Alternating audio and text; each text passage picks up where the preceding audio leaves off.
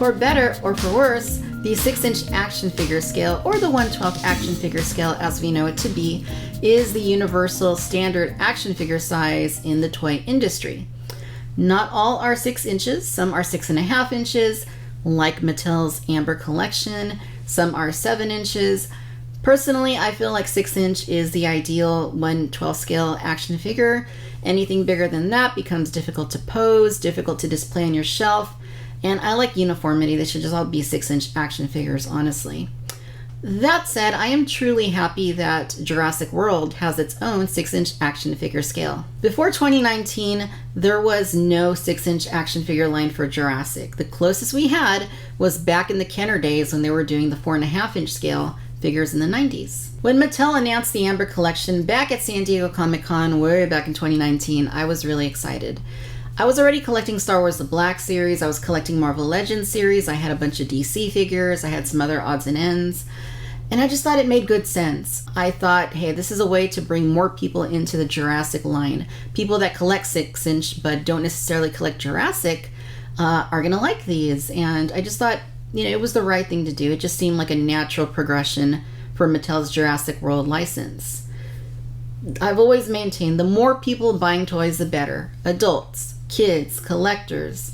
It doesn't matter if you're focusing on 3 3/4 inch, like for most of Mattel's Jurassic World toy line, or the 6-inch figures like the Amber collection. The more people buying these toys could only mean that more people are accessing this brand and more people are interested in this brand, and could just mean that the brands are going to prosper and provide more product opportunities.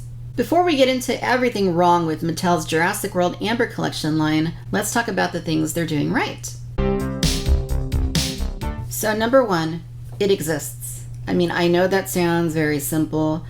That's half the battle right there. The Amber collection freaking exists, and that is really cool. With 6-inch being the universal scale in the toy industry, it makes sense that Mattel would want to expand in that direction and bring more people within the collectorate, is that a word? Within the collecting community, with fans, collectors of all sorts, into the Jurassic toy buying brand by offering a new scale. It's good business, and it's a good way to expand your retail footprint and offer more options to consumers. Number 2, fans have a way to get highly detailed, hyper-posable, premium quality figures. And there's a big asterisk with this point that we'll get back to in just a bit.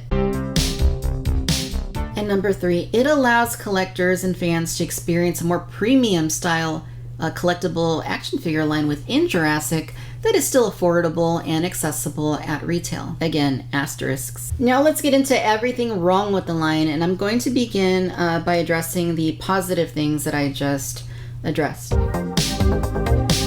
So number 1, Mattel has billed the Amber collection as a premium collector-focused line that is meant to cater to adults and serious collectors. If you look at some of the boxes for the earlier Amber collection, they actually do say adult collectible. They actually do say that they're for ages 14 plus. Some of the newer ones, though, say ages 8 plus, so I'm not sure what changed. When it comes to adult collector lines available at retail, you would have to count among them Star Wars The Black Series, Star Wars The Vintage Collection, G.I. Joe Classified Series, Transformers, Masters of the Universe, Marvel Legends Series, and the assortment of NECA figures that are available at retail stores, should your stores decide to stock them. The Amber collection was supposed to reach the same contingent of collectors, but it has failed to do so. And it's failed to do so because of the line's rollout, because of its marketing, and frankly, because of the product itself. Now, the Amber collection is not the first 6-inch scale action figure line that Mattel has tried their hand at to target towards adults. They actually used to do Matty Collector, which was their subscription service, catering directly to adult collectors. And they did things like Masters of the Universe. They did things like Ghostbusters for Matty Collector. And in stores, they had DC Universe Classics, huge popular line for a really long period of time. And then they did things like Movie Masters for Batman and the DC films, and that turned into DC Unlimited. They've done a lot of things that are supposed to kind of meant to be geared towards adult collectors. The problem was they let each of these lines die slow, painful deaths by not modernizing, by keeping things at a standard that was more reminiscent of a decade ago than the current decade. The articulation systems that those figures had was never improved on. The level of detail in their figures was never updated. While Hasbro was over here doing things like incorporating double bends in the knees and the elbows, doing things like photoreal for the realism in the faces, Mattel just kind of let things become stagnant, and they didn't bother with trying to improve things and meet what the rest of the industry was doing. Finally, DC pulled the plug and they split the license up. The 4-inch part of it went to Spin Master, and the larger scale, which now it's 7-inch, went over to McFarlane. Their Ghostbusters line also fizzled out and went over to Hasbro, and their Disney Princess line also went over to Hasbro. Unfortunately, many of the issues that plagued these other lines that Mattel used to make carried into the Amber collection. They include action figures that are said to be intended for adults and marketed as high detail, high quality premium, but look cartoony. They include articulation systems that aren't the industry standard in 2021 and weren't even the industry standard in 2019 when they came out. Now, I will give them that they are finally incorporating these double bends in the elbows for figures like the new Dr. Malcolm and Ray Arnold, which just came out recently for the Amber collection. So they're finally doing that, baby steps. We still don't have rocker ankles. We still don't have adequate torso articulation. We still don't have much movement in the necks. We don't have any movement in the necks, actually. The heads barely move. There's a long way to go. You also have things like really lightweight plastic and, pretty gappy articulation in some spots. And then you get to the paint detail. I mean, the faces on the humans are pretty lackluster in terms of sculpt and in terms of paint. Now, I will say that the new Malcolm that just was retooled, just came back out, has an improved face paint on it compared to the application on the original. But across the board, they still look pretty cartoony. They still don't look to be in line with what you're seeing from Hasbro, what you're seeing from other brands. And that carries through to the outfits. You barely get any paint detail on the outfits on these figures. This gives the figures very two-dimensional, very flat, cartoony appearances. And it's simply not in line with what you're seeing for collector figures across the board in 2021. It's just not. Number 2, the rollout of the line has been horrendous. The first 2 figures in the line were GameStop exclusives. They were available online, they were available in store at GameStop. If you're trying to kick off a brand new line of something you're billing as a mass-produced adult premium collectible figure, then you want to cast the widest net possible. If you make them available at a retailer, or a very specialty retailer like GameStop, a lot of people aren't going to know that they exist. A lot of people aren't going to know that you're trying to create this new scale when you have to go to a specialty shop in the US that, a lot of people might not usually go to for toys. Eventually, the line did make it to Amazon at least. So the second assortment was Owen Grady and Velociraptor Blue. They were released a whole 6 months later, but they did make it to Amazon. Again, not the most visible place if you're trying to launch a brand new line of collector figures. And if you're waiting so long to release each new dinosaur, each new figure, you're simply not creating the engagement that you need in order to keep collectors interested, in order to keep people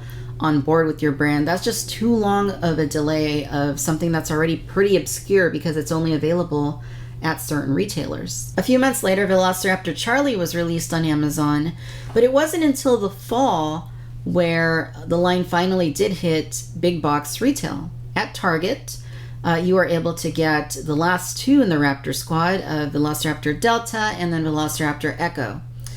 Now, unfortunately, these weren't the strongest dinosaurs to launch in retail at a big box store, and it didn't take long for them to go to markdown. It was great seeing these in stores. The problem was a $30 price point and the fact that you're already doing the tail end of the Raptor squad with the other 2 Raptor Squad members, the most important of which, of course, is Blue, nowhere to be seen. I mean, is it a surprise that they didn't do too well? Not to mention there weren't any humans alongside those two Raptors last year. Finally, though, the Amber Collection is starting to receive a little more of a focus at Target. You now have your SKU for the human figures, and then you have your SKU for the dinosaurs. So we just got the retooled Dr. Ian Malcolm, we just got Ray Arnold, and we got a Pteranodon, which is pretty great, and then a Velociraptor that is very, very, very loosely based on its look in the Lost World.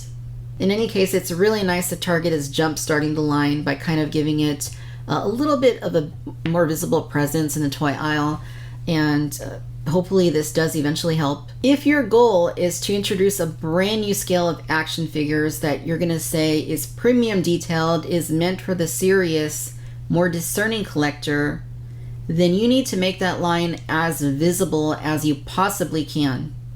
You need to make sure that your line is available everywhere in order to get it established. Later figures can be exclusives. Later figures can go to Amazon or to GameStop. But when you start at GameStop, then you go to Amazon, then finally you get to Target, the line's already at a bit of a disadvantage because now you got to play catch up to all those people who, missed out on those earlier figures because they didn't know about them, because they didn't know to go to GameStop, because they didn't go to Amazon. Not to mention they're starting their collections off with Ray Arnold and a retooled Dr. Ian Malcolm, so maybe they would pass on those figures anyway. But honestly, if you're waiting for the tail end of the Raptor Squad and, these humans that aren't Alan Grant or Ellie Sattler to make your debut at retail with, you might want to go back to the drawing board and really analyze why your product line might not be selling. Number 3, this line has no waves. Maybe that's not entirely true. The line did launch with Ian Malcolm and Velociraptor. It was followed up 6 months later with Owen Grady and Velociraptor Blue. And that was followed up months later with a Raptor and then 2 more Raptors, like 6 months later. This line has no waves. Collectors need a constant drip of product. All right, once you get us hooked, you need to maintain our attention. You need to keep us energized by making product announcements and keep us invigorated by giving us things that we can buy. We want to give you our money. If you space out your releases the way Mattel has with the Amber Collection, then all of those people you were trying to bring on board to buy your product are going to lose your attention. They are going to buy other things. Now, part of me does feel like this very slow drip of product, this lack of waves, seems to be due to Mattel just not having confidence in their product. They don't seem to have faith in the concept of the Amber Collection. Any good 6-inch line at retail is going to be comprised of dedicated waves. They're going to find ways to get you to buy more by not only making 6 figures, but in the case of Marvel Legends, they're going to get you to buy all 6 figures by giving you Build-A-Figure parts so that you can complete a 7th figure. Imagine if with the Amber Collection you could build a Raptor, or you could build a John Hammond. I know that a concept like that would really resonate with collectors. I know that it would keep us coming back for more. Now, I will acknowledge that Mattel is kind of in a difficult position with the Amber Collection because they have to balance 2 different SKUs at retail. You have your humans, which retail from $20 to $25. Then you got your dinosaurs, which retail from $30 to $35. And no other major toy line in the 6-inch scale really has to deal with that. The Black Series, there's sometimes deluxe stuff you can buy separately, but as part of your main line, nobody else really has to deal with that. So, I can sympathize with Mattel's unique position with the Jurassic line. But part of the appeal of Jurassic is the interactivity between humans and dinosaurs, and it always has been the case. So this would be a challenge for any toy company. The solution? Themed waves. Themed waves would go a long way to bringing more people on board, to getting more people engaged, more people excited about the line. How do you do that? Well, it's simple. Wave 4, let's say, of Amber Collection could be focused on Fallen Kingdom. You get Claire Deering, you get Owen Grady, you get Franklin, you get Zia. And then to go along with them, the dinosaurs released at the same time are focused on Fallen Kingdom. It could be Sticky Moloch, Pteranodon, Velociraptor Blue. The whole point would be to have these figures interact with each other, being able to do a little bit more world building when you buy all of these figures in these waves. When you're kind of just slow dripping things and putting things together that don't really make a whole lot of sense, I mean, it's not hard to see why people would not want to jump into a new line when they're not sure where it's going to go, and they're not sure when the next release is coming, and when the releases that coincide with each other just don't really make a ton of sense. Basically, your on-shelf humans should be able to interact with your on-shelf dinosaurs in order to maximize sales. Number 4, there is a lack of variety in the Amber Collection. Namely, there has not yet been released in a year and a half, going on 2 years, a single female human action figure in the Amber Collection. I know some wisecrack is probably going to say something like, well, you know, Victoria, the dinosaurs are female. You can't compare a fictional CGI animal in a movie to a living, breathing human portraying a female character in a movie. They're just not the same thing. And at this point, Mattel has released 0 female action figures. I find this to be inexcusable. I find it to be very frustrating. We know that things like Ellie Sattler are probably going to be coming, maybe sooner rather than later. To me, that doesn't excuse almost 2 years of no female figures being announced, and none of them being in the line at this point. And frankly, I feel like this speaks volumes about the people in charge of this line, no matter how they may choose to spin it internally. The first wave back in 2019 should have been Alan Grant, Ian Malcolm, and Ellie Sattler, with the accompanying dinosaurs being a Velociraptor and a Gallimimus or Dilophosaurus. That would have been a surefire way to bring people on board and get them invested in Amber Collection. Instead, it's a slow drip of product with barely any human figures, no female human figures, and dinosaurs where 75% of your dinosaurs are repainted raptors. Number 4, the packaging is boring. All right, I don't completely hate the packaging. Honestly, it is a little bit sophisticated. It just has an air of, you know, this premium feeling that I know Mattel was going for. Like I said, they marketed the line initially as a premium adult collector focused line. And the packaging wants to give you that feeling like, ooh, you're buying a nice product. It's the Amber Collection. You know, it's this black box with, you know, the amber, gold, and yeah, that whole theme. And, you know, I dig that, and I can understand that.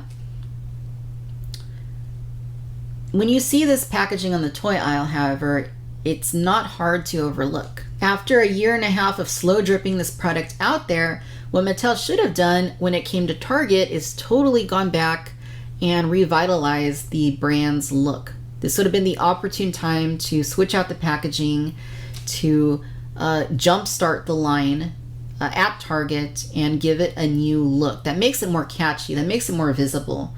You know, why not aim for that classic Kenner sunset theme that we all loved back in 1993? That would have been a great aesthetic. Or, you know, just anything more colorful that, you know, is still vibrant, is still fun, and really captures your attention. They could still do that and still make it look like a premium line. But then again, if you start off your line with Ray Arnold and a retold Ian Malcolm, and Velociraptors like Echo and the Lost World Velociraptor that look nothing like the source material, then potential customers may decide to skip the line entirely. Number 6, there are too many shortcuts. I mentioned the lack of variety. The Jurassic Park and Jurassic World velociraptors in the films have distinct heads.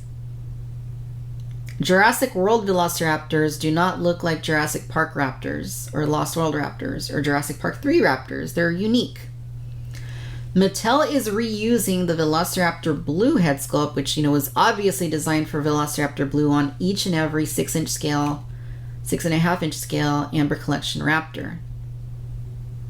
For a line that suggests it is a premium collector, hyper-articulated, detailed line, this move reeks of penny pinching and a lack of attention to detail. Mattel also made a single display base meant to interact with the human figures, but it doesn't work with most of them because the pegs are too wide and don't go into the figures' feet. And I don't have to mention again that 75% of the dinosaurs are Velociraptor repaints. And finally, there is no hype. And this is not a problem exclusive to the Amber Collection, but it's really a Mattel problem across the board. Mattel does not announce new product through its official avenues. For Jurassic World, for the Amber Collection, we learn about things through leaks.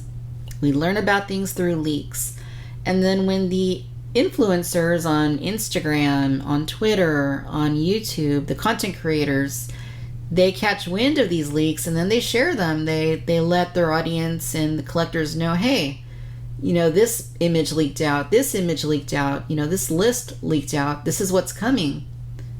Mattel then gets on them and tells them to pull that information because it's a leak.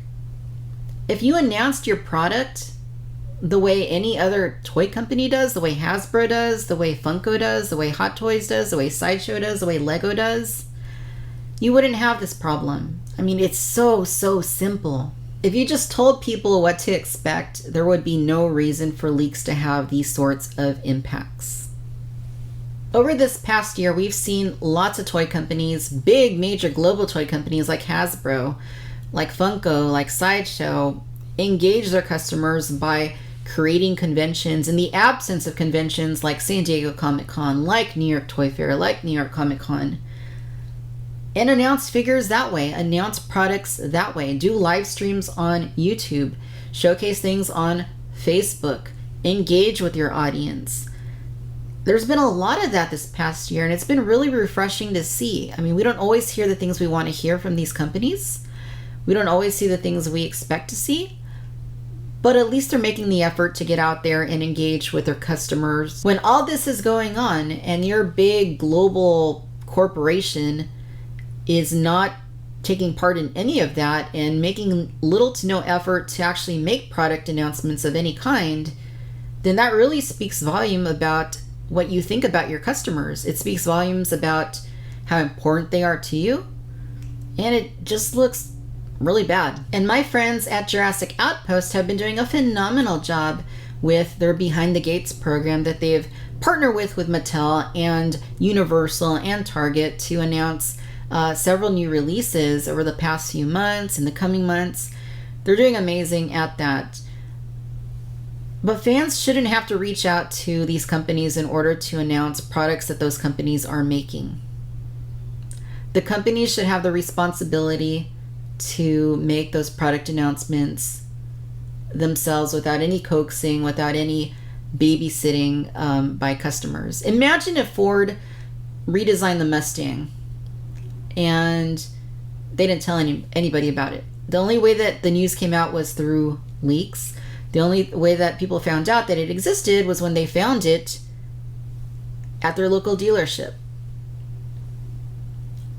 Yeah, that's a car and these are toys. The principle is the same.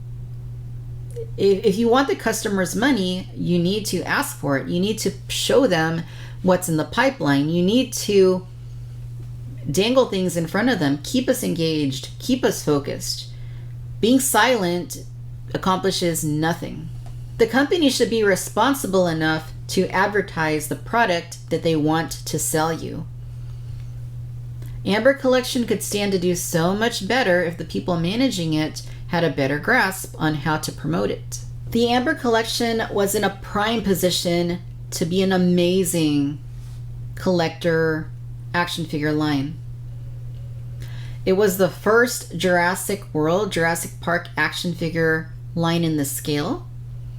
It could rely on the entirety of the Jurassic Park franchise for new products, for humans, for dinosaurs. It was intended for the collecting contingent who was already buying the Black series, who was already buying Marvel Legends series, who was already buying NECA.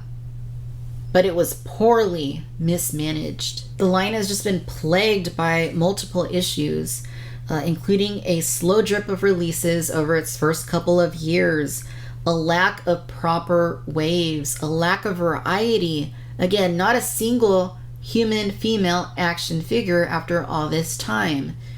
That's inexcusable. There is absolutely no reason, 100% no reason why that should be the case. And it just wasn't marketed the way that it should have been in order to cast the widest net possible and get the attention of collectors who were already collecting these other toy lines in this particular scale. Maybe things will turn around for the Amber Collection. We know that there's quite a few, based on the leaks again, things that they have in store for humans, for dinosaurs. There's more to come.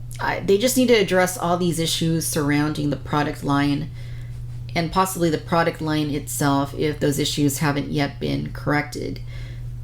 And maybe then you could still turn the line around and all those people who are supposed to jump on the Jurassic bandwagon by collecting this scale will come back. As someone who championed the idea of the Amber Collection when it was first announced and was really excited about the prospect of 6-inch scale Jurassic Park figures, I truly hope that Mattel can go back and turn the ship around.